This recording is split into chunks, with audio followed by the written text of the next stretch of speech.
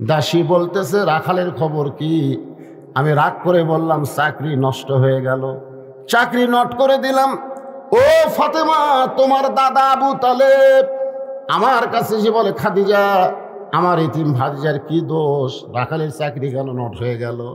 আমি বললাম চাকরি বাদ দিয়া আমি আমার স্বামী হিসাবে তাকে গ্রহণ করতে চাই। ফাতেমা কান্দেরা বলে, বাবা, যেই মা আমার মক্কার সবচাইতে ধনবতী রমণী ছিল, একটা রাখাল থেকে আপনাকে স্বামী বানালো, আজকে সেই মা আমার কবরে যাবে, সেই মায়ের জন্য নতুন কোনো কাপড় আপনার মক্কার দোকানে নাই, এই পুরাতন জুব্বা কেন আমার মাকে দিবেন? আল্লাহ নবী বললেন, ফাতেমা এই জুব্বা সাধারণ কোনো জুব্বা নয় মা, এই জুব্বার সাথে আল্লাহর কোরআনের সম্পর্ক রয়েছে।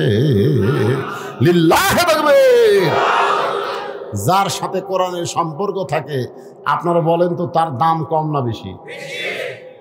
একই গাছের কাঠ দিয়ে একটা খাট বানাচ্ছে, একটা সোফা বানাচ্ছে, আর সামান্য কাঠ বাচ্ছে সেইটা দিয়ে একটা রেহাল বানাচ্ছে। একই গাছ, খাট বানাচ্ছে, সোফা বানাচ্ছে আর রেহাল বানাচ্ছে।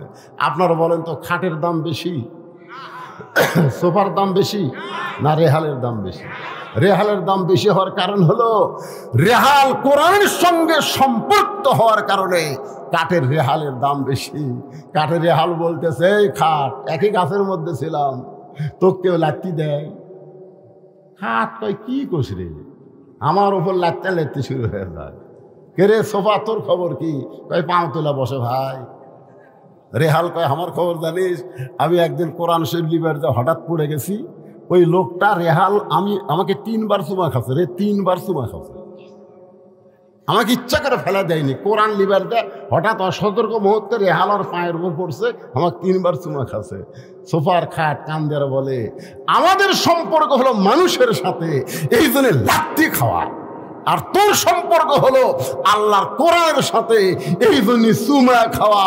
আজকে বাংলার মুসলমানকে বলবো, লাত্তি খাওয়ার সাথে সম্পর্ক করবেন না, আল্লাহর কোরআনের সঙ্গে সম্পর্ক করা লাগবে। জোরে কোন কথা ঠিক না?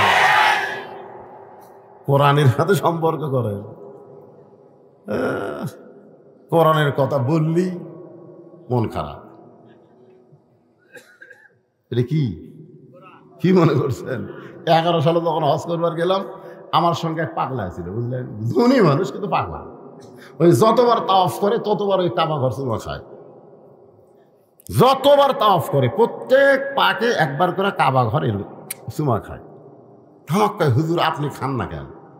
আমি বললাম, ভাই যে ভিড়, ওটা চুমা খাবার গেলে কষ্ট হবে। হুজুর খালি 2 কোণে খালি এরকম মারবেন হুজুর, এমনি রাস্তা হয়েছে। আমি বললাম, পাগলা, একটা পাথরের কাবাব চুমা খাবার যায়, তুমি আসল কাবাব আঘাত করলে? তখন আমাকে কয়, হুজুর আপনি কি পাগল হয়ে গেছেন? আমি বললাম, পাগলা, তুমি যারে চুমা খেলে ওটা হলো পাথরের কাবা, আর যার বুকত আঘাত মারলে ওটা হলো আসল কাবা। বলে, হুজুর আমাকে বুঝে দেন। আমি বললাম, শোনো, আসরের নামাজের পরে রাসূল সাহাবীর দিকে মুখ ঘুরালেন। উমর ফারুক বললেন, হুজুর এতক্ষণ আপনি কাবার দিকে মুখ করে নামাজ পড়লেন, আর নামাজ শেষ করে আপনি কাবা পিছনে রাইখা আমাদের দিকে মুখ ঘুরালেন, কারণ কি? আল্লাহ রাসূল বললেন, এতক্ষণ নামাজ পড়লাম আল্লাহর হুকুমে একটা পাথরের কাবার দিকে মুখ করে, আর এখন মুখ ফিরাইছি হাজার হাজার আল্লাহর কাবার দিকে। সাহাবেরা বললেন, কেমনে? বলে, শোনো, ওই পাথরের কাবা থাকবে, বাইতুল মুকাদ্দাস থাকবে, পৃথিবীর সমস্ত মসজিদ থাকবে, তারপরে ইসরাফিল সিংহায় ফুৎকার দিলে কিয়ামত হবে, আর তোমাদের মতন আল্লাহওয়ালা একজন মুসলমান যতদিন দুনিয়াতে থাকবে ততদিন কিয়ামত হবে না। পাথরের কাবা কিয়ামত আটকাবার পারবে না, আল্লাহর মানুষ কাবা কিয়ামত আটকায় দিবে। জোরে বল সুবহানাল্লাহ। আমি কইলাম, ভাই তুমি ওই কাবার চুমা না খায়া এই কোরআন শরীফ একটা চুমা খাও, পারবেন? অত সোজা লয়, এটা ধরবার গেলেও ঠেলা আছে। এখানে আল্লাহ বলেছে, লা ইয়ামাসসুহু ইল্লাল মুতাহহারুন, ততক্ষণ পর্যন্ত স্পর্শ করবার পারবা না যতক্ষণ পর্যন্ত তুমি পবিত্র না হবা। এটা এমন একটা কিতাব রে পাগলারা, যেটা ধরবার গেলে পবিত্র হয়ে ধরা লাগবে। জোরে কোন কথা ঠিক করে। আজকে মাদ্রাসার যায় দেখবেন 7 বছরের বাচ্চা কি করতেছে সকালবেলা,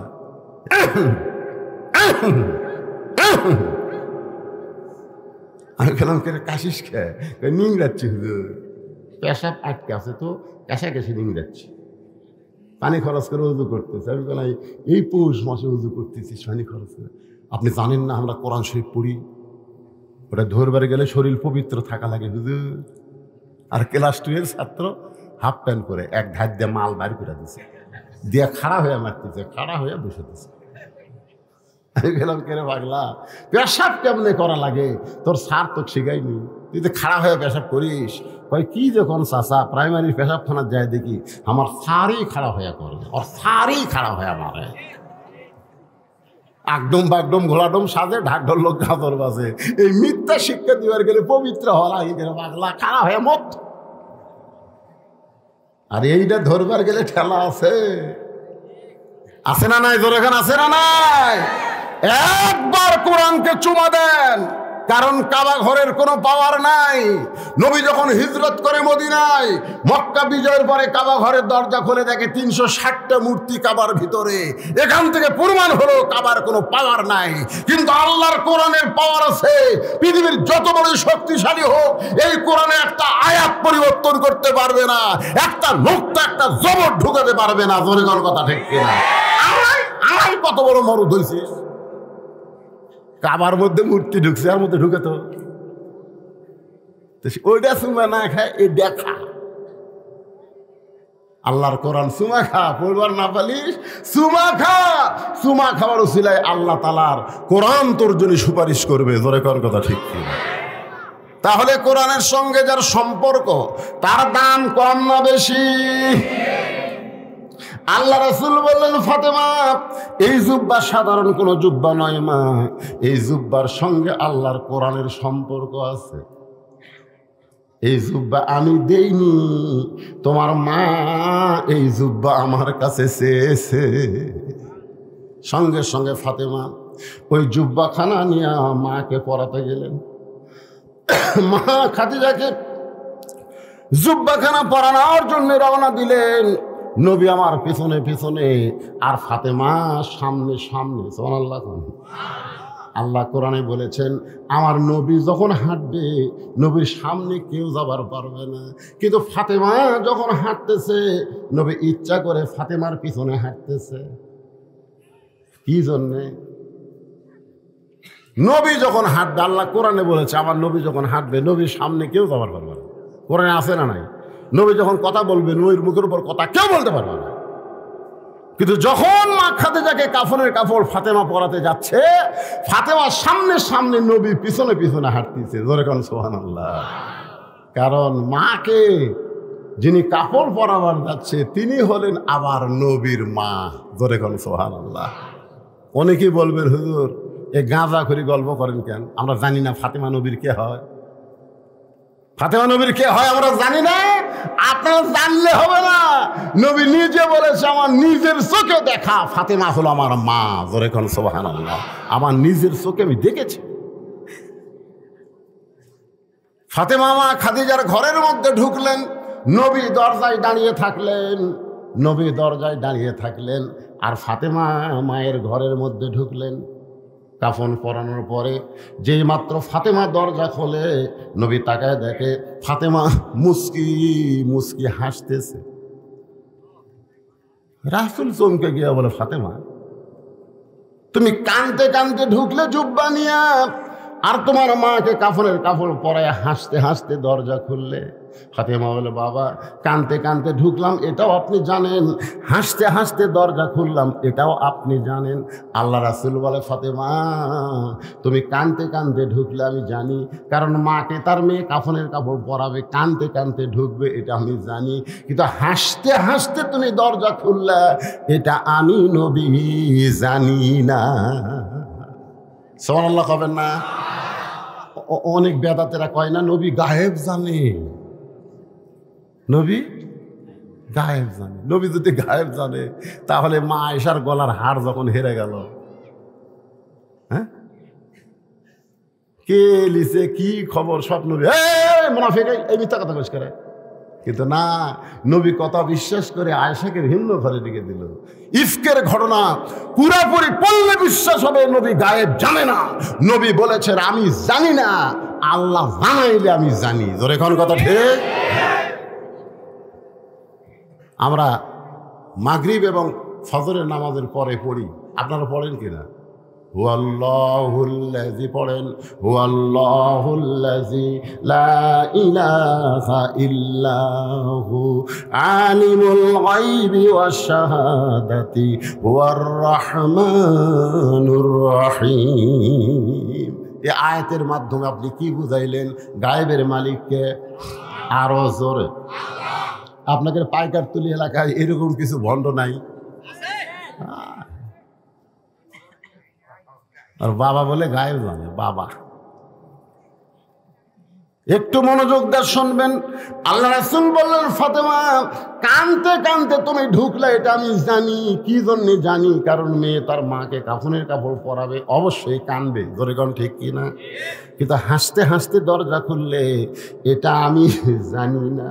ফাতেমা বলে, বাবা আপনি যদি জানতে চান তাহলে আপনি বসেন। সুবহানাল্লাহ। বাবা কি জন্যে হাসতে হাসতে দরজা খুললাম এটা যদি আপনি জানতে চান তাহলে আপনি বসেন। আপনি এখন শ্রোতা আর আমি ফাতেমা হব বক্তা। কে রে সুবহানাল্লাহ জোরে কর না কেন? ফাতেমা কি বলতেছে? আপনি বসেন। হাসতে হাসতে দরজা খুললাম, কেন জানেন না তো বসেন। এখন ফাতেমা বলবে কি জন্য হাসতে হাসতে দরজা খুললো, নবী শুনবে। আচ্ছা আপনারা যারা এখানে বসে আছেন আপনারা শুনবেন না? কি জন্য ফাতেমা হাসতে হাসতে দরজা খুললো? নবী শোনার জন্য বসেছে রে। আর নবীর উম্মতেরা আপনারা কি বসে থাকবেন? কারা কারা শুনবেন? দুই হাত তোলো, আমার আল্লাহ দেখান তো দেখি। নীল এই পিছনে যারা খাড়া হতো তোমরা হাত তোলো। তোলো কেন? ওটা হাত সাদাটা হাত তোল না কেন? ওরা ওর হাত নাই নাকি?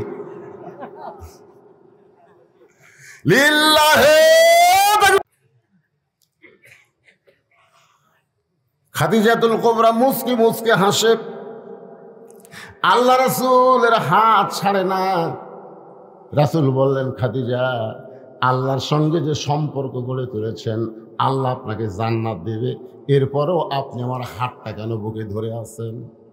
খাদিজা বললেন, এ রাসূলুল্লাহ আল্লাহ আমাকে জান্নাত দিবে আমার বিশ্বাস হয়, কিন্তু আপনার কাছে যদি কিছু চাই আপনি কি আমারে দিবেন না? সঙ্গে সঙ্গে নবী বললেন, নাউজুবিল্লাহ নাউজুবিল্লাহ নাউজুবিল্লাহ। কয়বার? যেই খাদিজা বলতেছে আপনার কাছে যদি কিছু চাই আপনি কি আমাকে দিবেন না, সঙ্গে সঙ্গে নবী 3 বার নাউজুবিল্লাহ বললেন। নবী বুঝাই দিলেন, খাদিজা ইমানদার বান্দা বান্দি যারা একমাত্র আল্লাহর কাছে চাবে তারা আল্লাহ ছাড়া অন্য কারো কাছে চাওয়া যাবে। তাহলে যারা বলতেছে আমার দয়াল বাবার দরবারেতে কেউ ফিরে না খালি হাতে, আমি শুনলাম আপনাদের পাশে ভেগুরিয়া না, এই ভেগুরিয়া এক বক্তা দাওয়াত দিচ্ছে, যেই বক্তা সরাসরি শিরক করেছে। আল্লাহর ধন নবীরে দিয়া, আল্লাহ আছে গায়েব হইয়া, নবীর ধন খাজানিয়া শুয়া আছে আজমিরে, কেউ ফেরে না খালি হাতে খাজারে তোর দরবারে। এই নাউজুবিল্লাহ একজন করলেন কেন মুসলমান? কতগুলো জায়গায় আসতে বললে হবে না। বউ যদি স্টার জলসা জি বাংলা দেখে আর আপনি যদি আস্তে আস্তে করেন লক্ষ্মী ও লক্ষ্মী লক্ষ্মী, হিন্দু করে চ্যানেল দেখো না লক্ষ্মী, এটা আস্তে করে খাওয়া আছে 1.5 হাতা লাঠি লাগে। আমি মুসলমান মসজিদে এসার নামাজ আদায় করলাম আর আমার ঘরে হিন্দু করে হরি হরি লোলো পূজা বাজতেছে, আমার বউ স্টার জলসা জি বাংলা দেখবে, সেই বউকে বাদ দিয়ে দরকার হলো আর একটা বিয়ে করবো। জোরে কোন কথা ঠিক না? সব জায়গাতে আসতে কথা। কেউ ফেরে না খালি হাতে, খাবারে তোর দরবারে। এটি আসতে নাউজুবিল্লাহ করে চলবে? নবী বললেন নাউজুবিল্লাহ, নাউজুবিল্লাহ, নাউজুবিল্লাহ। খাদিজা বললেন হুজুর নাউজুবিল্লাহ 3 বার বলার কারণ কি? আল্লাহর নবী বললেন আল্লাহ ছাড়া ইয়া কানা বুধু পড়েন, ইয়া কানা বুধু ও ইয়া কানাস্তাঈন। আমরা ইবাদত করি কার? তাহলে আমরা চাবো কার কাছে? খাদিজা বললেন হুজুর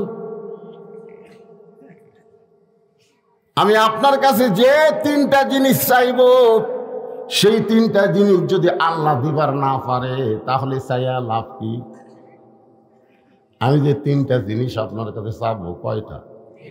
সেই 3টা জিনিস যদি আল্লাহ দিবার না পারে তাহলে আমি চাইয়া কি হবে? রাসূল চমকে উঠছে, কেন আল্লাহ দিবার পারবি না, এইরকম চাওয়া কি আছে? খাদিজা বললেন হুজুর মনে করেন আপনার সাথে আমার বিয়ে হয়নি, গভীর রাত্রে তাহাজ্জুদ পড়ে আমি বলতেছি আল্লাহ আমার পেটে তো একটা বাচ্চা দাও। আপনি বলেন তো আল্লাহ কি আমার পেটত বাচ্চা দিবি? রাসূল বললেন আল্লাহ দিবার পারবি কিন্তু দিবি না। একজনকে আল্লাহ দিয়া বিপদত পড়ছিল, তার নাম হলো মরিয়ম। বলেন তার নাম কি? আইরে বিপদ।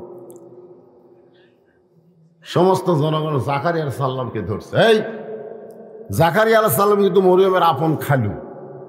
তারপরে সন্দেহ করে বলতেছে এই জাকারিয়া মারছে দৌড়।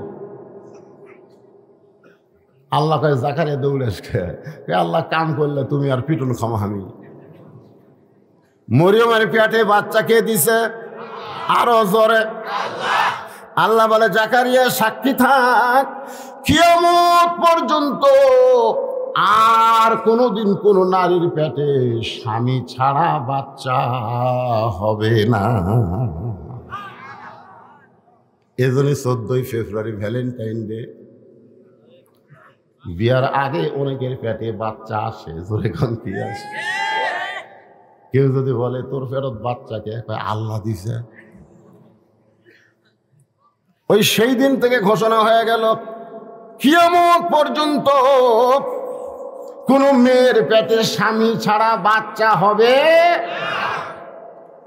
ইয়া রাসূলুল্লাহ আমি আপনার কাছে যা চাই তা যদি আল্লাহর না থাকে তাহলে আল্লাহ কেমনে দিবে? নবী চমকে বলে খাদিজা আল্লাহর নাই এ কথা বলাই চলবে না। খাদিজা বলতেছে হুজুর আপনিও জানেন আমিও জানি আল্লাহর বাপ নেই। আল্লাহর নাই এ কথা বলা যাবে না। তাহলে আল্লাহর বাপ আছে, আল্লাহর মৃত্যু আছে, আল্লাহর বউ আছে, আল্লাহর ছোল আছে, তো অনেক কিছুই তো আল্লাহর নাই। নবী বললেন খাদিজা এখন বলো কি চাও আমার কাছে? বলে স্বামী হিসাবে আপনার কাছে আমার 1 নম্বর দাবি হলো আমি যখন মরে যাব ওই গাড়ে হীরার ভিতরে আপনি যেই জুব্বা পরা অবস্থায় কোরআনের প্রথম 5টা আয়াত নাজিল হয়েছে। কয় আয়াত? 5টা আয়াত। এই কোরআনের প্রথম 5টা আয়াত কিন্তু নাজিল হয়েছে। প্রথম শব্দ হলো ইকরা। পড়েন ইকরা বিইসমি রাব্বিকাল্লাযী খালাক খালাকাল ইনসানা মিন আলাক। ওই জুব্বাটা আপনি যত্ন করে রাইখা দিছেন, ওই গাড়ে হীরা থেকে আসার পর ওই জুব্বার কোনোদিন আপনি পরেন নাই। আমার বড় আশা ওই জুব্বাটুকু আমার কাফনের কাপড় দিয়া দিবে। আমার 2 নম্বর চাহিদা হলো আমি মরে যাওয়ার পর আমার দেহখানা আপনি নিজের হাতে কবরের ঘরে নামায় দিবেন। আমার 3 নম্বর চাওয়া হলো কবরে মাটি দেওয়ার পরে সবাই যখন চলে যাবে এমন সময় 2টা ফেরেশতা কবরের মধ্যে আল্লাহ পাঠায় দিবে। আমরা কবরে গেলে আমাদের কবরে 2টা ফেরেশতা আসবে। ধরে কোন কয়টা? কি করবি? প্রথম প্রশ্ন হবি তুই কোন দল? মান রব্বুকা। ফেরেশতা আসিয়া যখন জিজ্ঞাসা করিবে দিন কি তোমার মাবুদকে বা তখন কি বলিবে। এই গানটা গাইলে গুনাহ হবে না? এই যুবকের, এই মনির খানের বহু গান গাও, আমাকে হিরো আলমও গান কইলে, তো এই গানটা গাইলে কি গুনাহ হবে? তাহলে আমার সঙ্গে বলো, ফেরেশতা আসিয়া যখন জিজ্ঞাসা করিবে দিন কি তোমার মাবুদকে বা তখন কি বলিবে। আল্লাহ বিনে নাই রে মাবুদ, সবাই বলেন আল্লাহ বিনে নাই রে মাবুদ, জবানে তাই বলো রে বলো মুখে আল্লাহ রাসূল সবে বলো। মুনকির নাকির তিনটা প্রশ্ন করবে, আমি উত্তর দিবার পারবো না, আমার পক্ষ থেকে আপনাকে উত্তর দেওয়া লাগবে। সঙ্গে সঙ্গে নবী খাদিজার কপালে আর একটা চুমাতে বলে, খাদিজা ওই আল্লাহর শপথ করে বলতেছি, আমার আগে যদি আপনার মৃত্যু হয় তাহলে আপনার তিনটা চাওয়াই আমি পুরা করব ইনশাআল্লাহ। কি বলছে? না না, তার আগে কি বলছে? আমার আগে যদি আপনার মৃত্যু হয়। এখান থেকে বোঝা গেল কে কখন মরবে এটা আল্লাহর নবীও, কিন্তু হামাকের মধ্যে কিছু লোক জানে না, খাড়া হওয়ার পারে না, ঠিক মতো দাঁড়াবার পারে না, দুইজন মাজা ধরে থাকে, তারপরও হাত দিয়ে ডাকে আর খেলা হবি জোরে কথা। আরে পাগলা, পাঁচতলা তুঠে 1.5 লাখ টাকার খাট, 12,000 টাকার কম্বল পৌষ মাসের দিনে পড়ে তামানে দিয়ে কয় আমার বাড়ি আমার ঘর, আমাক নামাইকে, আমাক নামানোর কেউ নাই। দুই কান্দে দুই ফেরেশতাকে আল্লাহ কি কইল? ওই কয় আমার বাড়ি আমার ঘর, আমাক নামাইকে, এ কথা কি ঠিক? আল্লাহ বলতেছে একটু ধৈর্য ধর, জনগণক নামান লাগবে না। রাত 3টার সময় একটা ভূমিকম্প হচ্ছে, জোরে কর, কি কম্প? ওই এত ফোর্সে নামছে যে কম্বলের মধ্যে লঙ্গি খুলে আছে, ওটাও পড়ার টাইম পাইনি।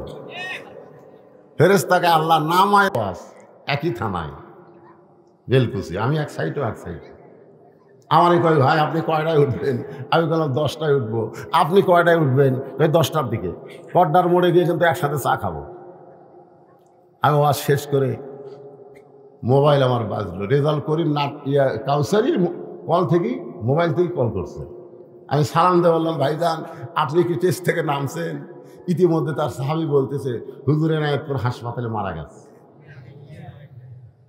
হ্যাঁ, অহংকার করে পাও ফেলা। একটু মনোযোগ দিয়ে শুনবেন। আল্লাহর নবী বললেন আমার আগে যদি আপনার মৃত্যু হয় তাহলে আপনার তিনটা চাওয়ায় আমি পুরা করব। এই কথার দ্বারা নবী বুঝাই দিলেন কে কখন মরবে এটা আল্লাহর নবীও জানে না। মা খাদিজা দুনিয়া থেকে বিদায় নিলেন। দুনিয়া থেকে বিদায় নেওয়ার পরে নবী তাকায় দেখে খাদিজার পেট থেকে 4টা মেয়ে। জোরে কোন কয় মেয়ে? আপনারা মেয়েগুলার নাম জানেন? নবীর মেয়ের নাম আপনারা জানেন না। শাহরুখ খানের মেয়ের নাম জানে, নবীর মেয়ের নাম জানে না। নবীর 4টা মেয়ে, একটা হলো জয়নাব, জোরে বলেন নাম কি? একটা হলো রোকেয়া, নাম কি? একটা হলো কুলসুমা, নাম কি? আর একটার নাম সবাই জানে, কারণ প্রত্যেক জুমার দিনে ইমাম সাহেব বলে সাইয়্যিদাতুন নিসায়ে আহলিল জান্নাহ ফাতেমাতুজ জোহরা। এই নামটা সবাই জানে, কে জানে না? আজকে এক ভাই আমাকে বলতে হুজুর পরিবেশ খুব একটা ভালো না, খালি ফাতেমার ওয়াজ দিয়ে যাবে। কার ওয়াজ? 4টা মেয়ে কাঁদতেছে নবীর। নবী তাকায় দেখে 3টা মেয়ে শব্দ করে কাঁদতেছে। কুলসুমা, রোকেয়া, জয়নাব, এরা শব্দ করে কাঁদতেছে আর বলতেছে আমার মা মইরা গেছে রে, কোথায় গেলে মাকে পাবো বলে দাও না আল্লাহ রে, এই আমার মা মইরা গেছে রে। মেয়েরা কিন্তু এরকম করে কান্দে না। আমার বাবা মইরা গেছে রে, মরার আগে খাট দিবার চাছিল, সে খাট আমাকে দিবে কে? এই আমার বাবা মইরা গেছে রে। মরার আগে কি দিবার চাইছিল? তখন বড় ভাই যায়, কয় কান্দিস না, বাবা যেটা দিবার চাইছিল সে খাট আমি দেবো রে। তখন আবার বলতেছে, বাবা আমার মইরা গেল, বড় ভাই খাট দিল, এখন খাটের তোষক দিবি কে? আমার বাবা মইরা গেছে। তখন ছোট ভাই যায় বলতেছে, পাগলি কান্দিস না, তোষক বালুস চাদর ফাদর যা লাগে সব আমি দেবো। তখন সাইডে দেখ বলতেছে, মানুষ বুড়া হলে তো মরবি। নবী তাকায় দেখি তিনটা মেয়ে তার বিনায় কি করে কাঁদতেছে, কিন্তু একটা মেয়ে ফাতেমা, তার চোখ দিয়ে শুধু পানি পড়তেছে, কিন্তু জবানে কোনো শব্দ না। দুই চোখ দিয়ে শুধু পানি পড়তেছে, কিন্তু সে যে কাঁদতেছে তার কান্নার জবানে কোনো শব্দ নেই। রাসূল চারটা মেয়ের ভিতর থেকে ফাতেমাকে ডাক দিলেন, ফাতেমা একটু ঘরের মধ্যে আসো। ফাতেমা যে মাত্র ঘরের ভিতরে, আল্লাহ রাসূল বললেন, ফাতেমা তোমার মা দুনিয়া থেকে বিদায় নেওয়ার সময় আমাকে ওসিয়ত করে গেছে। ফাতেমা বলে, বাবা কি ওসিয়ত? ওসিয়তটা হলো তোমার মাকে তোমার গোসল করার লাগবে, তোমার মাকে তোমাকে কাফনের কাপড় পরান লাগবে। ওসিয়ত করেছে তোমার মা, তুমি নিজে একাই গোসল করার লাগবে, তোমার মাকে কাফনের কাপড় পরাতে হবে, তোমার অন্য কোনো বোনকে সঙ্গে নেওয়া যাবে না। তোমার মায়ের ওসিয়ত হলো তুমি একাই একাই তোমার মাকে গোসল করাতে হবে। এখন আপনারা বলেন, মরা মানুষ মরার আগে ওসিয়ত করা জায়েজ আছে না নাই? আপনি ওসিয়ত করবেন, আমি 5 ওয়াক্ত নামাজ পড়ি, আমি মরার পরে কোনো বেনামাজে আমার কবর যেন না খোঁড়ে। এই জান্নাতুল মাওয়া গোরস্থান তারা তৈরি করছেন, আমি তাদেরকে জোড়হাত করে বলতেছি, কোনো বেনামাজে যেন কোদাল ধরবার না পারে।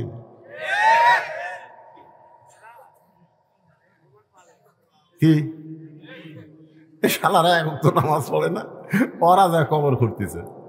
খালি কবর খুঁড়তেছে না, জানেন কবর খোঁড়ার জন্য 1 প্যাকেট সিগারেটও লিছে। সিগারেট টানতেছে আর কোদাল মারতেছে। ফেরেশতাকে আল্লাহ এই কি পুকুর খুঁড়তেছে না কবর খুঁড়তেছে? হ্যাঁ, একটা কবর খুঁড়তে খুঁড়তে মানুষ আল্লাহর ওলি হয়ে যায়। জোরে কোন কথা ঠিক কিনা? আর এরা কবর খুঁড়তে খুঁড়তে সীমার হয়ে গেল। সীমার আমি এক জানাজার ইমামতি করছি, ইতিমধ্যে 2 জন তো বলছে, হুজুর আমরা কবর খুললাম আর আমাকে বাদ দিয়ে আপনি জানাজা বললেন। আমি কইলাম, ভাইজান মাইকিং করা হয়েছে জোহরের নামাজের পরে জানাজা হবে, তো জোহরের নামাজ হয়ে গেছে জানাজা করলাম। তোমরা কি জোহরের নামাজ পড়ছো? আমরা জোহরের নামাজ না পড়ি কিন্তু জানাজা পড়বো। চাপাত খালি জুতা দিয়ে লাত্তি মারা দরকার। জোহরের নামাজ পড়িস নি, তোর কিসের জানাজা? জানাজা হলো ফরজে কিফায়া, সবাইকে আদায় করা লাগবে না। গ্রামের 10 জন জানাজা পড়ে কবর দিলে জানাজা হয়ে যাবে, কিন্তু 5 ওয়াক্ত নামাজ হলো ফরজ আইন, এটা একজন মুসলমান বাদ দিবার পারবে না। ধরে কোন কথা ঠিক কিনা? আরে ঠিক ঠিক করতেছি, ডুবে গেলাই। নামাজ ধরা লাগবে কখন? নামাজ ধরা লাগবে কখন রে? বুড়া হলে 7 বছর বয়স থেকে নামাজের তালিম দেওয়া লাগবে, আর 10 বছর থেকে ঘাড় ধরে মসজিদে দিয়ে দেওয়া লাগবে। জোরে জোর কথা ঠিক কিনা? 7 বছর থেকে কেমনে নিয়ত করবি, কেমনে হাত বানবি, কেমনে রুকু করবি, কেমনে সেজদা করবি, এই নামাজের তালিম দেওয়া লাগবে। আর 10 বছরও যাবার না পেলে আর ঘাড় ধরা লাগবে। চ চ, আমি তোর বাপ, আমি নামাজ পড়ি, তুই পড়বি না কেন? জাহান্নামের আগুন থেকে বাঁচতে গেলে শুধু বাবা একলা নামাজ পড়ে বাঁচবে না, তার সন্তানকেও নামাজ ধরাতে হবে। জোরে কোন কথা ঠিক কিনা? আপনি মরার আগে ওসিয়ত করবেন, মসজিদের মুয়াজ্জিন যেন আমাকে গোসল করায় দেয়। আল্লাহ রাসূল বলেছেন হাসরের ময়দানে একজনের মাথা সবচাইতে আমার উপরে থাকবে। সাহাবেরা বললেন, ইয়া রাসূলুল্লাহ, আপনার মাথার উপরে কার মাথা থাকবে? রাসূল বললেন, সেই ব্যক্তি হলো হযরত বেলাল। হাসরের ময়দানে মুয়াজ্জিনের মাথা আল্লাহ উঁচু করে দিবে। শুধু মুয়াজ্জিনের মাথা উঁচু করবে না, তার মাথায় একটা কুদরতি আল্লাহ নূরের টুপি পরায়া দিবে। তাহলে আপনি মরে গেলে আপনাকে মুয়াজ্জিন গোসল করাবে, এই ওসিয়ত করার দরকার আছে না নাই? দরকার হলে মুয়াজ্জিনকে 5,000 টাকা হাদিয়া দিবেন, যে ভাই কখন যে মরম আমি জানি না, আমি মরে গেলে অন্য কেউ যেন চান্স না পায়, তুই আমাকে গোসল করাবো। ঠিক আছে? এরকম ওসিয়ত করার দরকার আছে না নাই? আল্লাহ রাসূল বললেন, ফাতেমা, তোমার মা তোমাকে ওসিয়ত করেছে, তোমার মাকে গোসল করাতে হবে, তোমার মাকে কাফনের কাপড় পরাতে হবে, তোমার অন্য 3টা বোনকে সঙ্গে নেওয়া যাবে না। মা ফাতেমা মায়ের ওসিয়ত পূরণ করার জন্যে নিজেই গিয়া মাকে গোসল করাই দিলেন। গোসল করানো যখন শেষ হয়ে গেছে, এমন সময় ফাতেমা ঘরের মধ্যে ঢুকে বলে, বাবা, এখন আমার মাকে কাফনের কাপড় পরাতে হবে, কাফনের কাপড়ের কি ব্যবস্থা করেছেন? এমন সময় আল্লাহর নবী ওই জুব্বাখানা বের করে ফাতেমার হাতে দেয়। ফাতেমা ছোট বাচ্চার মতন কান্দে। রাসূল বলে, ফাতেমা কান্দো কেন? বলে, কান্দার কারণ হলো আমার মা মরার সঙ্গে সঙ্গে আপনি মাকে ভুলে গেছেন। ও বাবা, দুনিয়ার দোকানে কি নতুন কোনো কাপড় নাই? মক্কার দোকানে কি নতুন কোনো কাপড় নাই? এই নতুন কাপড় না দিয়া এই পুরাতন জুব্বা কেন দিচ্ছেন? ওগো বাবা, আমি মায়ের মুখে শুনেছি আপনি যখন মক্কার রাখাল ছিলেন, আমার মা তখন মক্কার ধনবতী রমণী ছিল। সুবহানাল্লাহ কন্যা কেন? হ্যাঁ, মক্কার সবচাইতে ধনবতী। একদিন খাদিজা ফাতেমাকে বলতেছে, ফাতেমা, তুমি আমার বিয়ার খবর জানো? তো ফাতেমা মুচকি মুচকি আসে আর বলে, মা, যখন আপনার বিয়া হয়েছিল তখন আমি কোথায় ছিলাম? খাদিজা বলতেছে, তখন তো তোর জন্মই হয়নি রে। তো জন্ম যদি না হয় তাহলে আপনার বিয়ার খবর কি আপনি জানবো? খাদিজা বলতেছে, তাহলে জানার দরকার নেই। সঙ্গে সঙ্গে ফাতেমা খাদিজার হাত ধরে বলে, মা, অবশ্যই আপনার বিয়া কোনো দারুণ খবর আছে, একটু মেহেরবানি করে বলেন। খাদিজা বলতেছে, তাহলে শোনো, তোমার বাবা তখন আমার বাড়িতে রাখালি করতো। জোরে কন, কি করতো? যেই বলছে রাখাল, সঙ্গে সঙ্গে ফাতেমা দৌড়ে এসে খাদিজার মুখ চেপে ধরছে। মুখ চেপে ধরে বলতেছে, মা, খবরদার আমার বাবাকে রাখাল বলবেন না। আপনার বলেন তো, মেয়েরা বাপকে বেশি ভালোবাসে না কম ভালোবাসে? খাদিজা, আচ্ছা, আপনাদেরকে সব লাইন করে ক্লিয়ার করে তারপরে, হ্যাঁ, এই একটা মাইক দেন তো, এখানে মাইক দেন। এমপি সাহেব আসতে পারে নাই, কিন্তু আপনাকে একটু শুভেচ্ছা বিনিময় করবে। আপনাকেরই এমপি, একজনও যদি ওঠা বসা করেন, যে আলোচনা চলতেছে এটা শুনবেন না? হ্যাঁ, মনোযোগ দিয়ে শোনা লাগবে বাজান, কারণ বাড়ি পর্যন্ত যাওয়ারই গ্যারান্টি নাই রে, বাড়ি পর্যন্ত যাওয়ারই গ্যারান্টি নেই। এই পিছন দিক থেকে ওঠা বসা শুরু হলো কেন? একজন উঠবেন না। আপনাদের এমপি সাহেব খুব লম্বা কথা বলবে না, খুব ভদ্র মানুষ। এর আগেও মোবাইলে 2-4টা মাহফিল আমি শুনছি, সামান্য 2-4 মিনিট কথা বলে ইনশাল্লাহ উনি আপনাদের শুভেচ্ছা বিনিময় করবেন। তারপর শুরু হয়নি,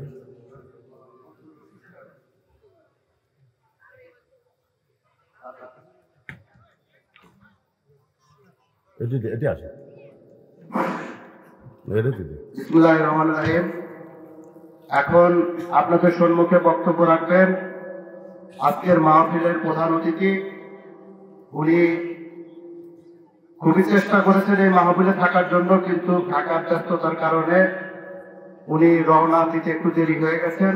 তাই আমাদের প্রিয় নেতা, গাজীপুরের মাটি ও মানুষের, আপনাদের সকলের অত্যন্ত প্রিয় মানুষ, সকলের প্রিয় অভিভাবক, জাতীয় সংসদ সদস্য গাজীপুর। কি হলো, যারা ফাঁকা জায়গাগুলো পুরো করে সামনে আসেন, ওরা আবার ফিরে আসবে ইনশাল্লাহ। আপনার সামনের দিকে চলে আসেন। লা ইলাহা ইল্লাল্লাহ, লা ইলাহা ইল্লাল্লাহ, লা ইলাহা ইল্লাল্লাহু মুহাম্মাদুর রাসূলুল্লাহ সাল্লাল্লাহু আলাইহি সাল্লাম। যেই মাত্র মা খাদিজা বলেছেন তোমার বাবা আমার বাড়িতে রাখালি করত, কি করত, সঙ্গে সঙ্গে ফাতেমা মায়ের মুখ চাইপা ধরে বলতেছে, মা যে কথা একবার বলেছেন ওই কথার দুইবার বলেন না। এ কথার দ্বারা বোঝা গেল ছেলেদের চাইতে মেয়েরা বাবাকে বেশি ভালোবাসে। সোনাল্লাহ কন্যা কে ভালোবাসে, ছেলে না মেয়ে? আপনাকে তো ছেলে মেয়ে আছে, কিন্তু আমার তো আল্লাহ ছেলে দেয়নি, খালি মেয়ে।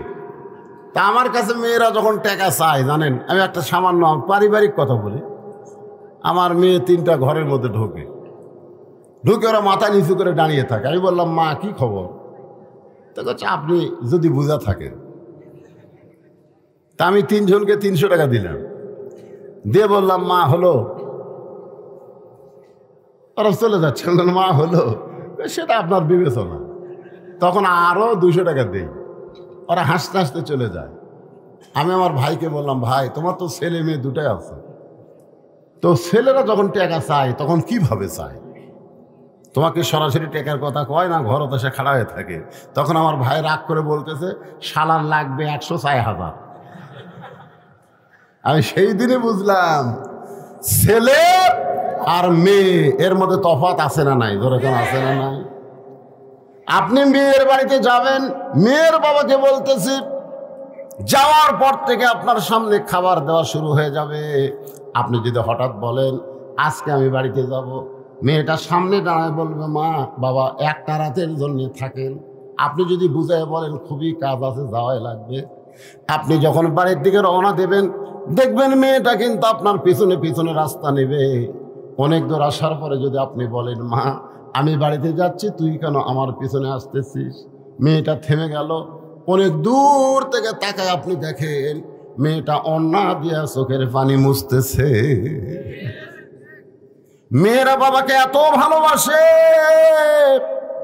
যার কারণে ফাতেমা মায়ের মুখে হাত দিয়ে বলতেছেন, মা খবরদার আমার বাবাকে রাখাল বলবেন না। আরে পাগলি, বিয়ার খবর যদি শুনতে চাস তাহলে জবান আটকে দিলে আমি কেমনি বলবো? ফাতেমা মুখের হাত যখন টান দেয়, এমন সময় খাদিজা বলতেছে, তোমার বাবা যখন আমার বাড়িতে রাখালি করত, ওই সময় আমি একদিন বেলকনিতে বসে দাসীকে নিয়ে আমার খেদমত করে নিচ্ছি। এমন সময় হঠাৎ দেখতে পাই আমার হাজার হাজার উট দুম্বা বাদ দিয়া রাখালগুলো ঘরের মধ্যে আরাম করতেছে।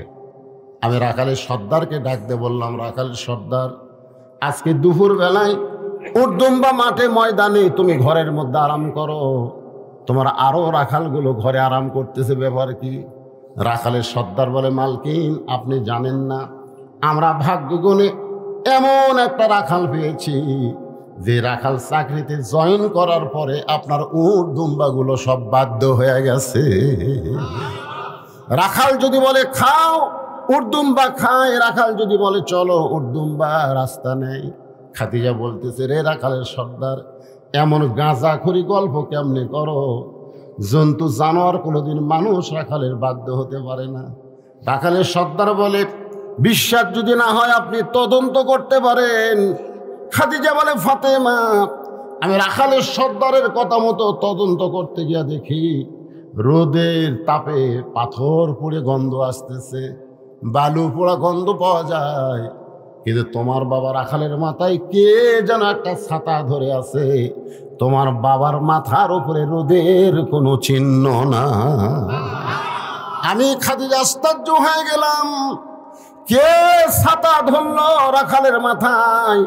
একটু কাছে গিয়া দেখি এক খণ্ড মেঘ তোমার বাবার মাথার উপরে দাঁড়িয়ে আছে। তোমার বাবা যেই দিকে যায় মেঘটাও সেই দিকে যায়। আমি আশ্চর্য হয়ে আরো নিকটে গিয়া তোমার বাবার মুখের দিকে তাকায় দেখি, এটা কেমন মানুষ রে? মানুষ কেমনে এত সুন্দর হয়? 4 সূর্য গ্রহ তারা তারি নূরেরই সারা, নলে যে অন্ধকারে ডুবিত এই ধরনী। সবাই বলেন নবী মোর পরশমণি, বলেন নবী মোর সোনার খনি, নবী নাম ভাবে যেজন সেই তো দোজা হানের ধ্বনি। সে নামে সুর ধরিয়া পাখি যায় গান করিয়া, সে নামে সুর ধরিয়া পাখি যায় গান করিয়া, সে নামে আকুল হলো, সে নামে আকুল হলো মওলায় আমার কাদের গনি।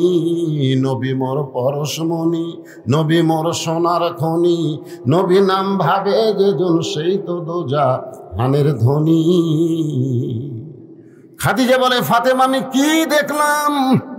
40 বছরের একজন বিধবা নারী, কিন্তু রাখাল 25 বছরের যুবকের চেহারা দেখে আমার মনের মধ্যে আবার বিবাহের আগ্রহ জন্মিল। আমি বাড়িতে এসে দরজা বন্ধ করে দিলাম। দাসী বলতেছে, রাখালের খবর কি? আমি রাগ করে বললাম, চাকরি নষ্ট হয়ে গেল। চাকরি নট করে দিলাম।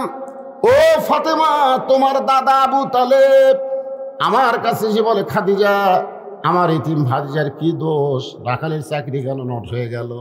আমি বললাম, চাকরি বাদ দিয়া আমি আমার স্বামী হিসাবে তাকে গ্রহণ করতে চাই। ফাতেমা কান্দে আর বলে, বাবা, যেই মা আমার মক্কার সবচাইতে ধনবতী রমণী ছিল, একটা রাখাল থেকে আপনাকে স্বামী বানালো, আজকে সেই মা আমার কবরে যাবে, সেই মায়ের জন্য নতুন কোনো কাপড় আপনার মক্কার দোকানে নাই। এই পুরাতন জুব্বা কেন আমার মাকে দিবেন? আল্লাহ নবী বললেন, ফাতেমা এই জুব্বা সাধারণ কোনো জুব্বা নয় মা, এই জুব্বার সাথে আল্লাহর কোরআনের সম্পর্ক রয়েছে। লিল্লাহি তাকবীর। যার সাথে কোরআনের সম্পর্ক থাকে, আপনারা বলেন তো তার দাম কম না বেশি? একই গাছের কাঠ দিয়ে একটা খাট বানাচ্ছে, একটা সোফা বানাচ্ছে, আর সামান্য কাঠ বাচ্ছে সেইটা দিয়ে একটা রেহাল বানাচ্ছে। একই গাছ, খাট বানাচ্ছে, সোফা বানাচ্ছে আর রেহাল বানাচ্ছে। আপনারা বলেন তো খাটের দাম বেশি, সোফার দাম বেশি না রেহালের দাম বেশি? রেহালের দাম বেশি হওয়ার কারণ হলো রেহাল কোরআনের সঙ্গে সম্পৃক্ত হওয়ার কারণে কাঠের রেহালের দাম বেশি। কাঠের রেহাল বলতেছে, এই খাট একই গাছের মধ্যে ছিলাম, তোকে কেউ লাত্তি দেয়? খাট কয়, কি কোষ রে, আমার উপর লাত্তা লেত্তি শুরু হয়ে যায়। কে রে সোফা, তোর খবর কি? কয়, পাও তোলা বসে ভাই। রেহাল কয়, আমার খবর জানিস? আমি একদিন কোরআন শরীফ লিবার হঠাৎ পড়ে গেছি, ওই লোকটা রেহাল আমাকে 3 বার চুমা খাচ্ছে রে, 3 বার চুমা খাচ্ছে। আমাকে ইচ্ছা করে ফেলা দেয়নি, কোরআন লিবার দেয় হঠাৎ অসতর্ক মুহূর্তে রেহাল আর পায়ের উপর পড়ছে, আমাকে 3 বার চুমা খাচ্ছে। সোফার খাট কান্দের বলে, আমাদের সম্পর্ক হলো মানুষের সাথে, এই জন্য লাত্তি খাওয়া, আর তোর সম্পর্ক হলো আল্লাহর কোরআনের সাথে, এই জন্য চুমা খাওয়া। আজকে বাংলার মুসলমানকে বলবো, লাত্তি খাওয়ার সাথে সম্পর্ক করবেন না, আল্লাহর কোরআনের সঙ্গে সম্পর্ক করা লাগবে। ধরে কোন কথা ঢুকে কোরআনের সাথে সম্পর্ক করেন।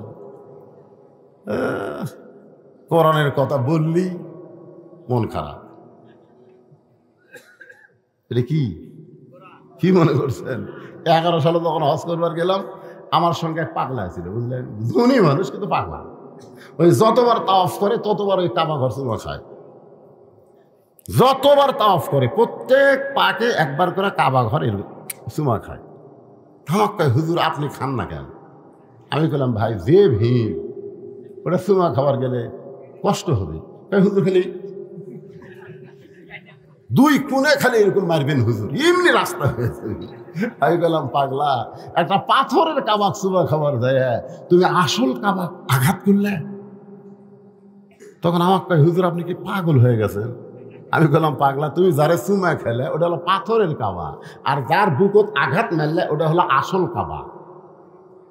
বলে, হুজুর আমাকে বুঝে দেন। আমি বললাম, শোনো, আসরের নামাজের পরে রাসূল সাহাবীর দিকে মুখ ঘুরালেন।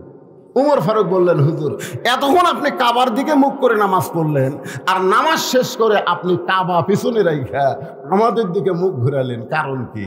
আল্লাহ রাসূল বললেন, এতক্ষণ নামাজ পড়লাম আল্লাহর হুকুমে একটা পাথরের কাবার দিকে মুখ করে, আর এখন মুখ ফিরাইছি হাজার হাজার আল্লাহর কাবার দিকে। সাহাবেরা বললেন কেমনে? বলে শোনো, ওই পাথরের কাবা থাকবে, বাইতুল মুকাদ্দাস থাকবে, পৃথিবীর সমস্ত মসজিদ থাকবে, তারপরে ইসরাফিল সিংহায় ফুৎকার দিলে কিয়ামত হবে। আর তোমাদের মতন আল্লাহওয়ালা একজন মুসলমান যতদিন দুনিয়াতে থাকবে ততদিন কিয়ামত হবে না। পাথরের কাবা কিয়ামত আটকাবার পারবে না, আল্লাহর মানুষ কাবা কিয়ামত আটকায় দিবে। জোরে কোন সুবহানাল্লাহ। আমি কইলাম ভাই, তুমি ওই কাবার চুমা না খায়া এই কোরআন শরীফ একটা চুমা খাও, পারবেন? পারবেন? অত সোজা লয়, এটা ধরবার গেলেও ঠেলা আছে। এখানে আল্লাহ বলেছে লা ইয়ামুসুহু ইল্লাল মুতাহহারুন, ততক্ষণ পর্যন্ত স্পর্শ করবার পারবা না যতক্ষণ পর্যন্ত তুমি পবিত্র না হবা। এটা এমন একটা কিতাব রে পাগলারা, যেটা ধরবার গেলে পবিত্র হয়ে ধরা লাগবে। জোরে কোন কথা ঠিক করে। আজকে মাদ্রাসার যায় দেখবেন 7 বছরের বাচ্চা কি করতেছে সকালবেলা,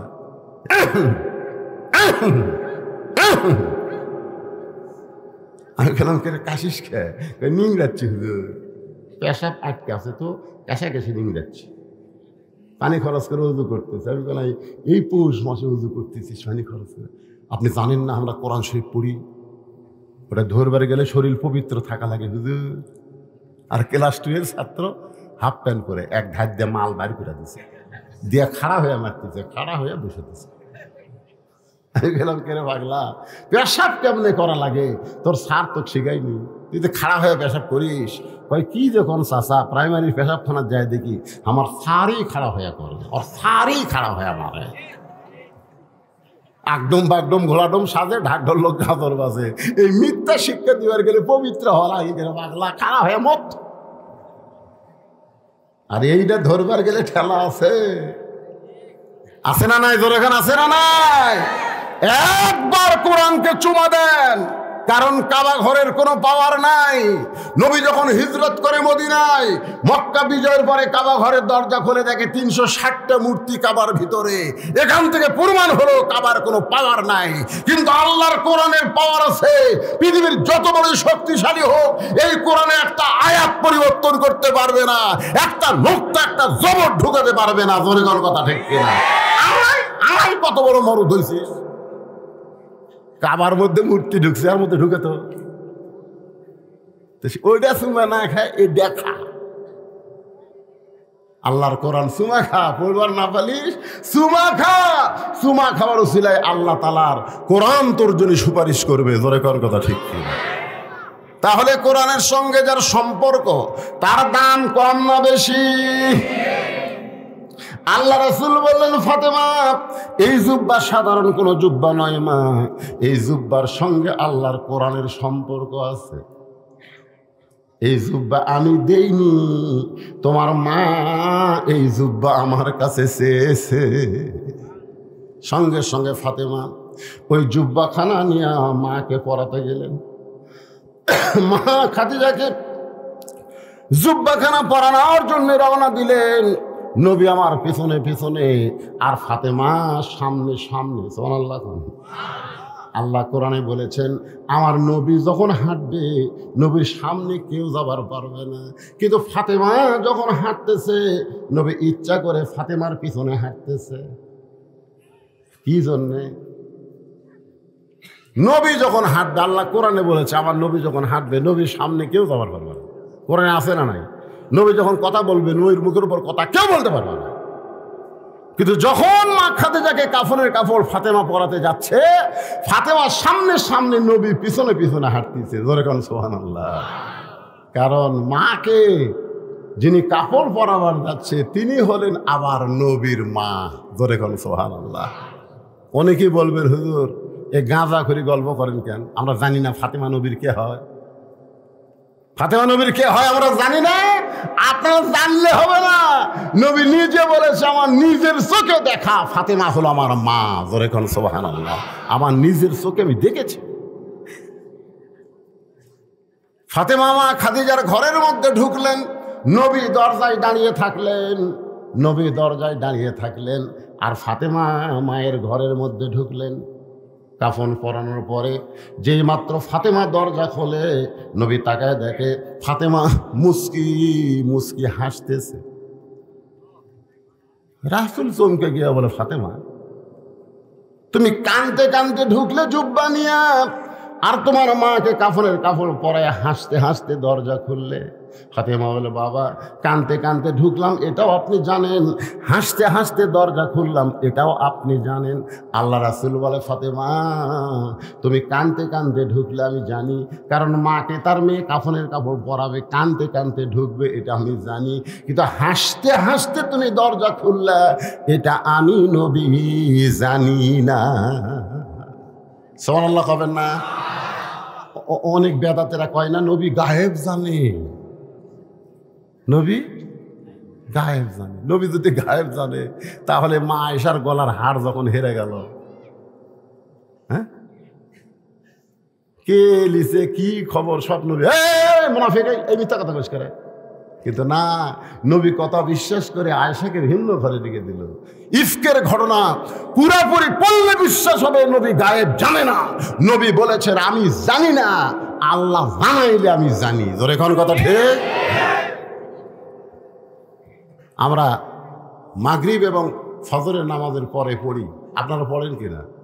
হুয়াল্লাহুল্লাযী পড়েন, হুয়াল্লাহুল্লাযী লা ইলাহা ইল্লাহু আলিমুল গায়বি ওয়াশ শাহাদাতি হুয়ার রাহমানুর রহিম।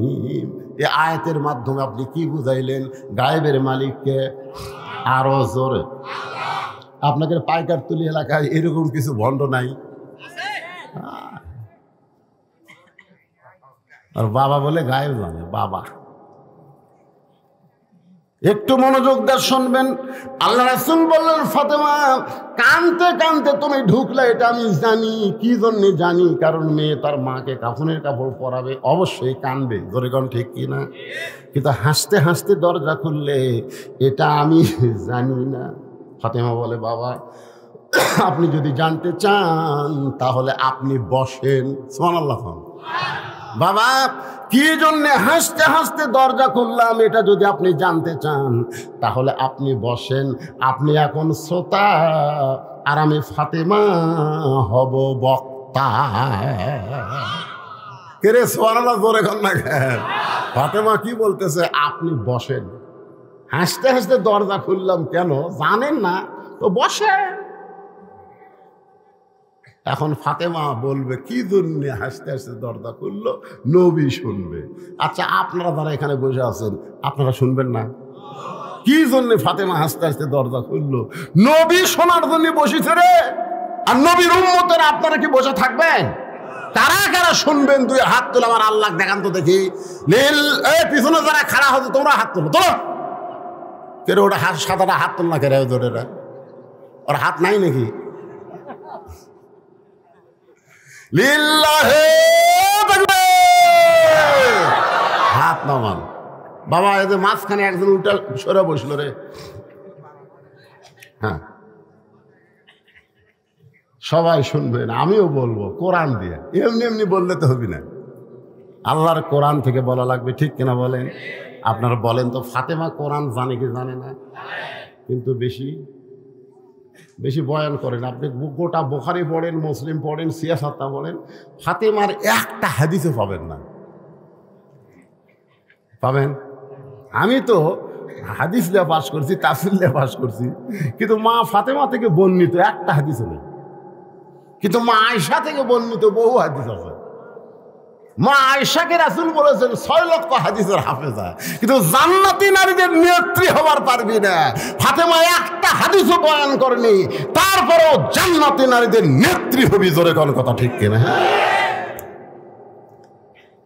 মায়েরা রে, যারা পর্দার অন্তরালে বসে বসে শুনতেছেন একটু শোনেন। আমার বউ হাঁক করছিল আপনার সাথে হজরত যাবো, এত টাকা আপনি আমাকে নেবেন না? আমি বললাম নবী লাইনি আর আমি নেবো কেন? আয়েশা নবীর সঙ্গে হজে যাবে। আয়েশা বলতেছে হুজুর আমি আপনার সাথে হজ করবার যাবো। রাসূল বললেন তোর দায়িত্ব আমি নিতে পারবো না, কারণ হজ করবার গেলে বউ সামাল করা খুবই কঠিন। আব্দুর রহমান বলল, হুজুর আমার বোনটা খুব ছোট তো, উনি তখন বায়না ধরছে আমি নিয়ে যাই। আল্লাহ রসুল বললেন, তুমি যদি মোহরিম হয়ে নিয়ে যাও আমার আপত্তি নেই। যেখানে মসজিদে আয়েশা আছে ওই মসজিদে আয়েশার কাছে এসে মা আয়েশা বলতেছে, ভাই আব্দুর রহমান আমার তো ব্যাটারি ফিউজ। আব্দুর রহমানকে কি হয়েছে? তখন মাসিক ব্যায়াম শুরু হচ্ছে। কয়দিন লাগবে? কমপক্ষে 7 দিন। হা, তোর দায়িত্ব নিয়ে আমার হদি শেষ। ওখানে উঠ নামায়া ওখানে অস্থায় একটা ঘর করে মা আয়েশা পবিত্র হওয়া পর্যন্ত ওখানে থাকলেন। ওইখানে একটা মসজিদ বানায় দিয়েছে, নাম হলো মসজিদ আয়েশা। কতগুলা বেকুব বোঝে না, ওটি থেকে এহরাম বাঁধে। কোন কোন জায়গা থেকে এহরাম বান্ধা লাগবে এটা হজ যারা করবার দেবে তাকে জানার দরকার আছে না নাই? এহরাম বাঁধবার মন চাইলে তাইফে যান, মিকাত আছে তাইফেতে। মন চাইলে জেদ্দায় যান, জেদ্দার থেকে মিকাত আছে। আপনি মসজিদ আয়েশার জায়গায় 10 আমরা করছি হুজুর, কুট থেকে করলু হজ করেনি? আপনি আয়েশার থেকে করছেন?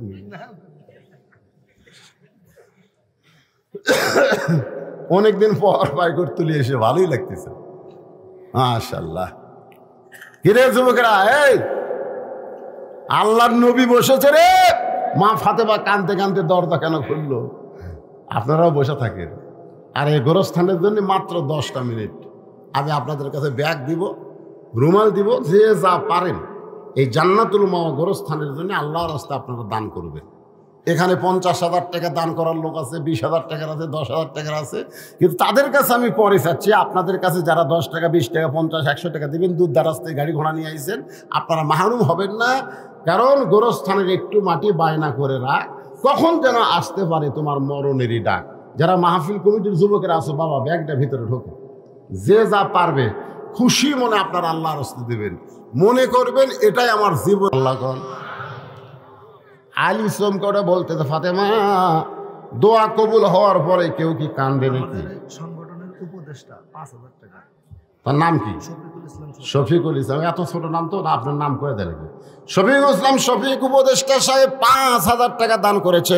আল্লাহ তার দানকে কবুল করে, আল্লাহুম্মা আমিন। আমার মায়েদের মধ্যে আদায় করতে গেছে, এই জন্য মায়েদের 2 মিনিট একটা ওয়াজ করি।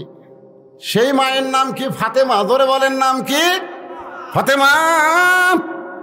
আলী বলতেছে দোয়া কবুল হয়েছে, তা কান্দো কেন? বলে কি দোয়া কবুল হয়েছে শুনবেন না? বলে আবার কি দোয়া? বলে আল্লাহ কবুল করেছে, পর্দার মধ্যে আমার মৃত্যু দিবে। আলী হাসি আর কয়, পাগলি রে, সারা জীবন পর্দা করলে পর্দার মধ্যে মরবা, তাহলে আবার কান্দার কারণ কি? ফাতেমা বলে, স্বামী গো, আমার সেই মৃত্যুটা কবে হবে সেইটাকে জানেন না। আলী মুসকে মুসকে হাসার বলে, ফাতেমা মৃত্যুর কথা কেউ বলতে পারবে না। হযরত আলী কি জ্ঞানী কম না বেশি? হ্যাঁ, বেশি জ্ঞানী হওয়ার কারণে বলতে, ফাতেমা কে কখন মরবে এটা দুনিয়ার কেউ বলতে পারে না। ফাতেমা বলে, স্বামী গো, আল্লাহ যদি আমাকে জানায়, আল্লাহ পাক আমাকে জানাইছে আজকে গভীর রাত্রে ফাতেমার মৃত্যু হবে। যে আলী দাঁড়ায় ছিল, বিবির মৃত্যুর কথা শুনে মাটিতে পড়ে গেল। ফাতেমা আস্তে করে স্বামীর মাথাটা উরাতের উপরে নিয়ে মুসকি মুসকি হাসতেছে। সুবহানাল্লাহ। মরে যাবে গভীর রাত্রে, সেই ফাতেমা হাসতেছে। আলী বলে, ফাতেমা গভীর রাত্রে মৃত্যুবরণ করবার তুমি হাসতেছো? ফাতেমা বলে, স্বামী গো, হাসার কারণ হলো এই দুনিয়া থাকার জায়গা না। যতই বিল্ডিং করো, বাড়ি করো, যতই কিছু করো, এই দুনিয়া থাকার জায়গা না। এই দুনিয়া হলো আসলে যাইতে হবে। আপনাদের কি ধারণা, থাকবেন না যাবেন? হ্যাঁ, যে সুন্দর করে ডেকোরেশন করছেন, ঘাড় কাজ করে দেখা লাগতেছে কয় তল। যাওয়ার কথা মনে আছে? ফাতেমা বলে, স্বামী গো, আমি চলে যাওয়ার পর আমার 3টা চাওয়া পুরা করবেন। 1 নম্বর চাওয়া হলো গভীর রাত্রে আমাকে দাফন করবেন।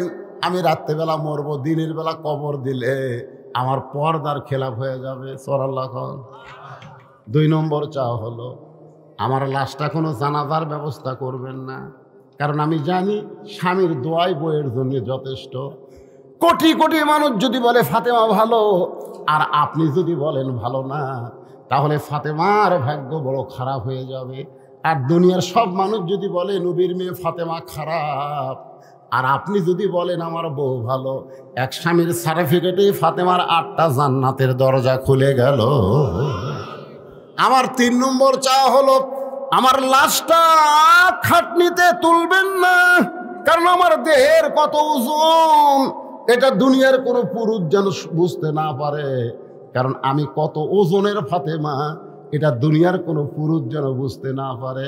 একটা খাটনি কান্দে নিলে কমপক্ষে কয়জন লাগবে?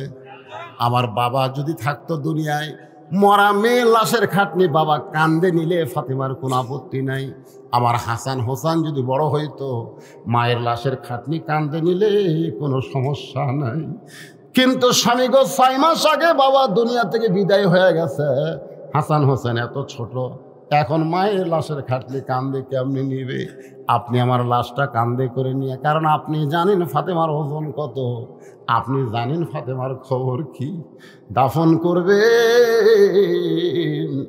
গভীর রাত্রে হযরত আলী দাফন করার পরে আল্লাহ বলতেছে, জোরে কনকা, ও মাবুদ, তোমার বান্দি ফাতেমা সারা জীবন পর্দার মধ্যে ছিল, কষ্টের মধ্যে থাকার পরও স্বামীরে কষ্ট দেয় নাই। আমি আলী খুশি হয়ে তাকে দাফন করলাম, তুই ফাতেমাকে কবুল করে নাও। এ কথা বলার সাথে সাথে তাকায় দেখে সামনে কয়েকটা পুরাতন কবর দেখা যায়। এইমাত্র ফাতেমার কবর দিয়েছে হযরত আলী, সেই নতুন কবর নাই, পুরাতন কবর। পুরাতন কবর, নতুন কবর কোথায় গেল? গোটা জান্নাতুল বাকি দৌড়ায় আর বলে ফাতেমার কবর, আমার ফাতেমার কবর কে যেন বলে আলী রে। পুরাতন কবরের মধ্যে নতুন কবর আর খুঁজে পাবি না। ফাতেমা পর্দা নিশি আমি আল্লাহ জোহরা ডিগ্রি দিয়া তার কবরটাকেও কিয়ামত পর্যন্ত পর্দা করে দিয়েছি। আমার মায়েরা যারা পর্দায় আছেন, মা আপনি যত নামাজ পড়েন, রোজা করেন, যা কিছু করেন, পর্দা যদি না করেন আপনার একটা ইবাদতও কবুল হবে না। এই জন্য নারীদের 1 নম্বর আমল হলো পর্দা। নারীদেরকে পর্দার মধ্যে থাকার কথা আল্লাহ কোরআনে বলেছেন, অকরনা ফি বুয়ুতিকুন্না ওয়ালা তাবাররাজনা তাবাররুজাল জাহিলিয়াতিল উলা। আল্লাহু আকবার। নবী বসে আছে, কে বসে আছে? বেশিক্ষণ নবীকে বোঝাতে হয়। নবী বসে আছেন, ফাতেমা বলতেছে, ও বাবা, আপনার ওই গারে হীরার জুব্বা, ওই কোরআন নাজিলের জুব্বাটা আমার মাকে পরাতে গেলাম, দরজা বন্ধ করে দিলেন। আমার মাকে জুব্বাখানা পরাতে গেলাম।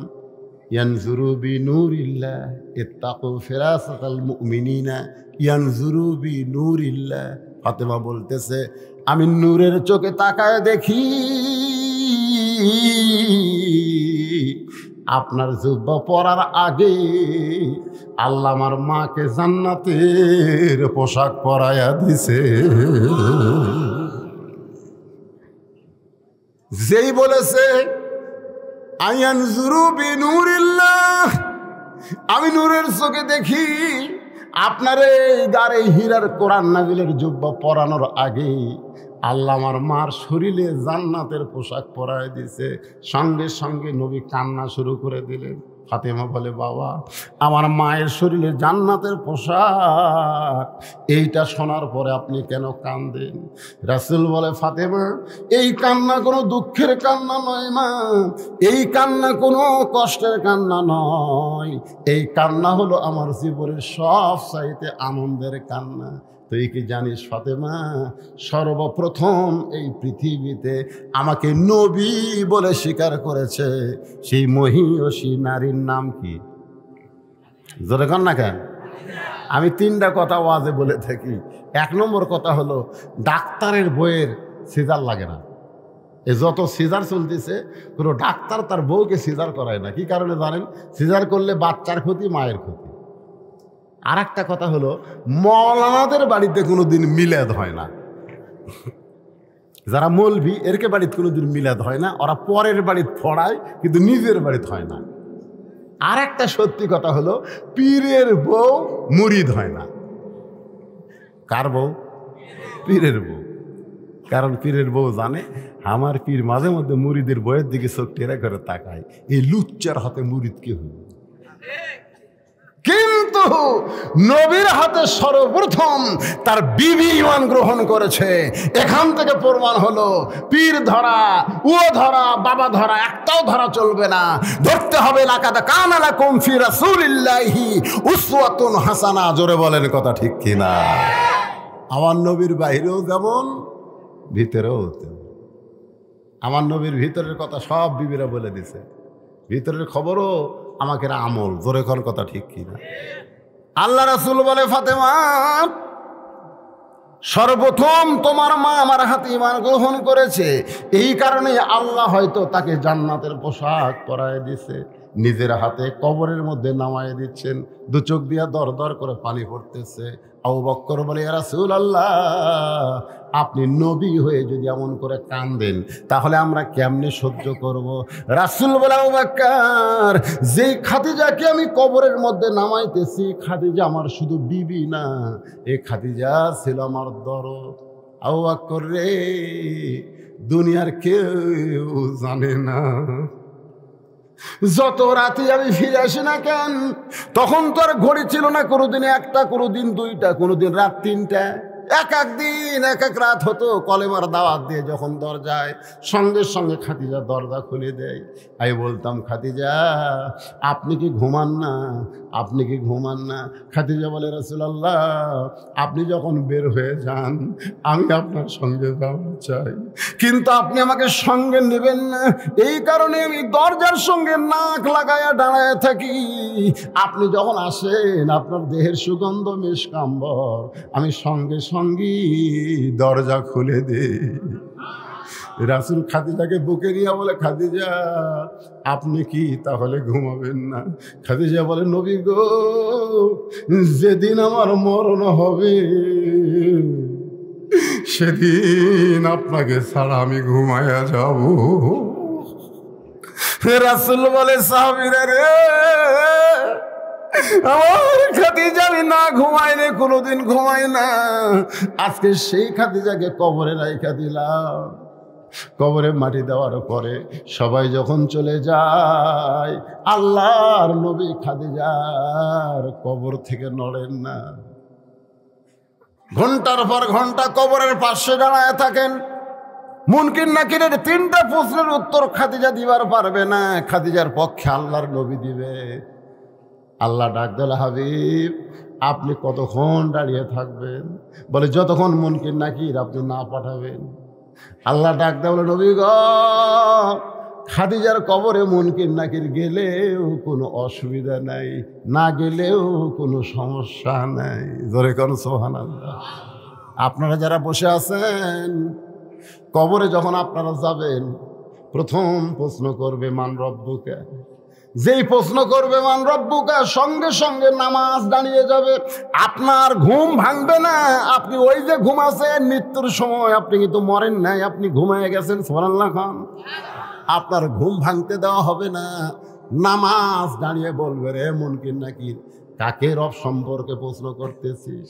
যে মসজিদের মধ্যে গিয়া নামাজের নিয়ত করার পরেই বলতো আলহামদুলিল্লাহি রব্বিল আলামিন, যে রুকুতে গিয়ে বলতো সুবহান রাব্বিয়াল আযীম, যে সেজদায় গিয়ে সুবহান রাব্বিয়াল আলা বলে, রব রব বলে 50 বছর ধরে এই বান্দা নামাজ পড়েছে, এরপরেও আর মান রব্বুকে প্রশ্ন করিস, তোদের কি লজ্জা নাই? মুনকির নাকির বলবে, আল্লাহ তোমার কবরের বান্দাকে মান রব্বুকে প্রশ্ন করার সাথে সাথে নামাজ যে খেপা খেপছে, আমরা এখন করবো কি? আল্লাহ কয়, মুনকির নাকির রে, আমার যেই বান্দার নামাজ নিয়ে কবরে আইছে, ওই বান্দার রবের উত্তর হয়ে গেছে। যারা নামাজ ছাড়া কবরে যাবি, নামাজ ছাড়া যারা যাবি, ওদের একটা গান নাই, যদি ফুলগুলো হাই অভিমানে ঝরে যায়, আমি মালা গেথে বলো কারে পরাবো, সে যে কেন এলো না, কিছু ভালো লাগে না, কবরে আসুক তরে হিয়া। যা কবর যা, আছে না নাই? এই যুবকেরা, মাগরিবের সাক্ষী করছো জানি না, ফজর থেকে বাকি জীবনে একটা ওয়াক্ত নামাজ আর বাদ দিও না। আল্লাহ তাআলা অতীতে যত নামাজ পড়ো নাই, নামাজ না পড়ার সব গুণ আল্লাহ মাফ করে দিবে। জোরে কোন কথা ঠিক কি না? যখন 2 নম্বর প্রশ্ন করবে, অমা দিনুকা, তোমার দিন কি, আপনার ঘুম ভাঙবে না তো? আপনার ঘুম ভাঙবার দিবে না। মান সাআলাল্লাহু তাআলা আশ-শাহাদাতা বিসিদিকিন বাল্লাগাহুল্লাহু মানাজিলাশ শুহাদা ওয়া ইম্মা তাআলা ফিরাশিহি, রাওয়াহুল বুখারী কিতাবুল মাগাজি। আপনি ঘুমায়ে থাকবেন, ইসলামী আন্দোলন, আপনি কোরআন বিজয়ের দল করছেন, ওই দল খাড়া হয়ে বলবে, এই মুনকির নাকির, কাকে দিন সম্পর্কে প্রশ্ন করতেছিস? এই বাংলাদেশে দিন প্রচার করার জন্য জেলত গেছে। এই চোর ডাকাতের বাড়ি পুলিশ যায়নি রে, এরই বাড়ি পুলিশ গেছে। এই দিন কায়েমের জন্য বাড়ি ঘর ছাড়া আলুর বাগর ঘুম পাড়ছে। এই দিন কায়েমের জন্য এই কত কষ্ট করছে, ও আবার দিন সম্পর্কে প্রশ্ন করতেছিস? মুনকির নাকির কয়, আল্লাহ দিন সম্পর্কে আমার দিনকে প্রশ্ন করার সাথে সাথে ইসলামী আন্দোলন যে খেপা খেপছে, আল্লাহ বলে যার জীবনে ইসলামী আন্দোলন আছে তার 2 নম্বর প্রশ্নের উত্তর হয়ে গেছে। সুবহানাল্লাহ, জোরে কোন মিয়া, জোরে কোন। শুয়ে শুয়ে ভাত খায় আর আমার কোনো টেনশন নেই। টেনশন নাই? এটি আবার কিসের নলডাঙ্গা থানার 88?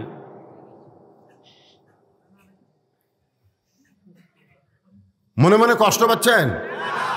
3 নম্বর প্রশ্ন হবে, অমান নাবিউকা, তোমার নবী কে?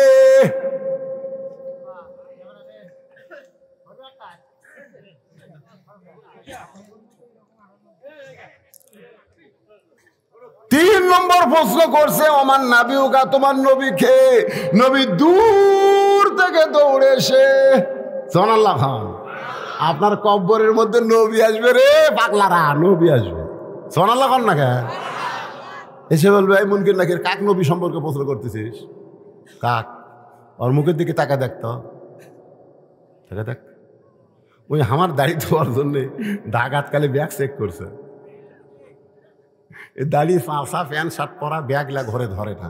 ওর মুকুট দাড়ি, মাথার টুপি, দেখি তোর ব্যাগত কি আছে? আমার সুন্নত পালন করার জন্য জুয়ান বয়স চাষা করে কসরে, জুয়ান বয়স চাষা কসে। ওর বাপ দাড়ি থইনি, ওর বাপ কয় ভাই, আর বেটা কয় চাষা। আছে না নাই?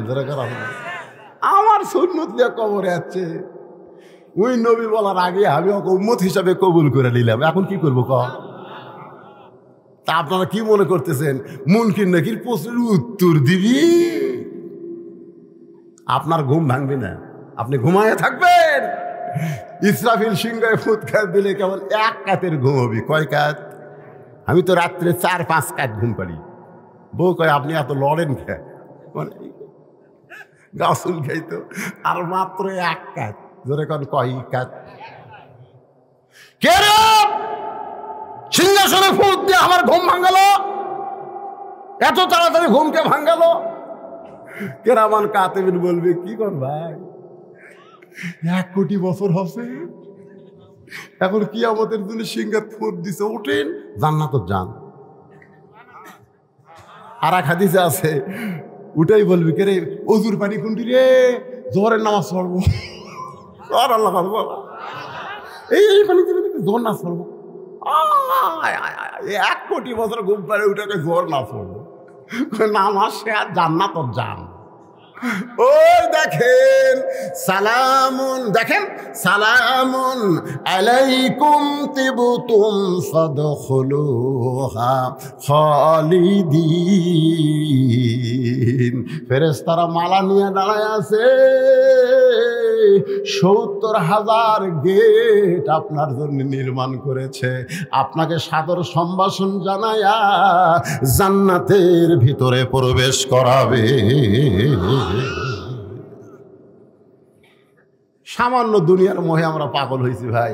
মরা যখন লাগবেই, তাহলে আজকের এই আলোচনা আমাদের আমল করার দরকার আছে না নাই? আল্লাহ যেন আমাদের সবার জন্য কবুল করে। সকলে বলে আল্লাহুম্মা আমিন। গোরস্থানের মাহফিল সকলের জন্য দোয়া হবে। আর মোনাজাতের পরে আমার লেখা একটা বই আছে, খুব ভালো বই, সুন্নাতের বাগান। সুন্নতের বাগান, এই বইটা নেবেন, মাত্র 50 টাকা হাদিয়া, মাত্র। আর যে টাকাটা আপনারা দিবেন, এই টাকা আমার পকেটে একটাও যাবে না, সম্পূর্ণ টাকা আমার এতিমখানার পিছনে খরচ হয়, এতিমদের দেওয়া। এটা বইয়ে নেওয়া মানে একটা দান করা, এই বই কিনা মানে একটা দান করা, মাদ্রাসায় দান করার মতো। তো খালি খালি টাকা চাই কী হবে? বিনিময়ে সুন্নাতের বাগান একটা বই নেবেন, বই নিয়ে আপনারা যাবেন, পড়বেন। আমার জন্য আমি সকলের জন্য দোয়া করি। এখন দোয়া করে দেবো। জি, কি কয় এ পাগলারা নাকি? কি করবি কর?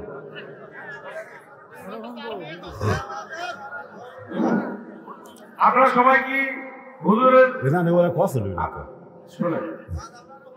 আরো শুনবেন? দেখছেন হুজুর? এই শোনেন, এই ওয়াজ শুনবার ছেলে 2 ঘন্টা 4 মিনিট হলো এই বুড়া মানুষ ওয়াজ করতেছে, ডায়াবেটিস আলা মানুষ।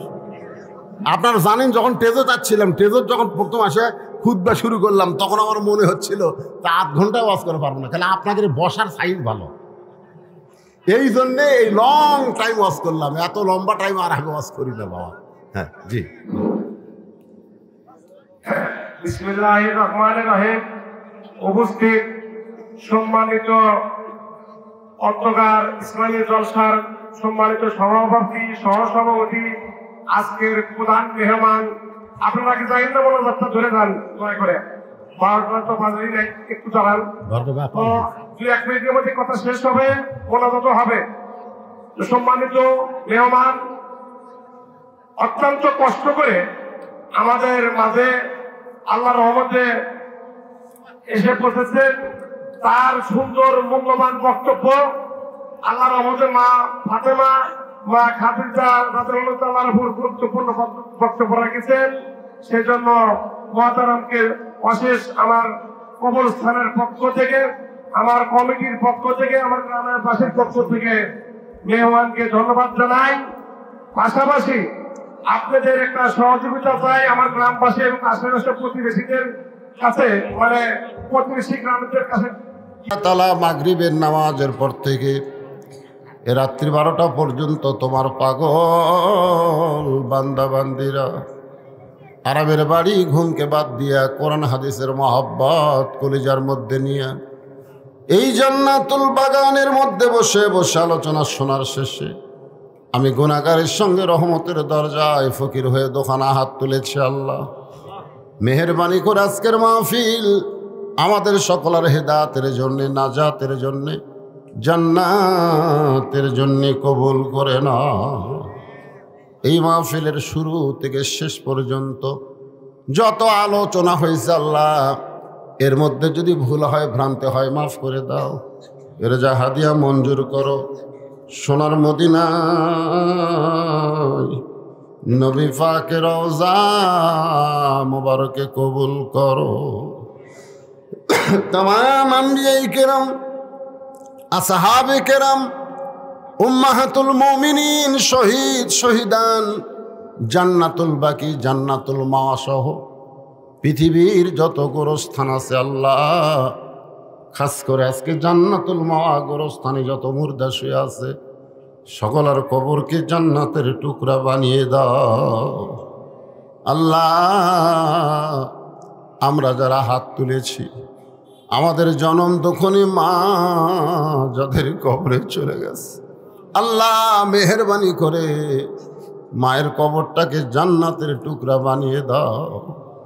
বাবার বাড়িঘর সবই আছে,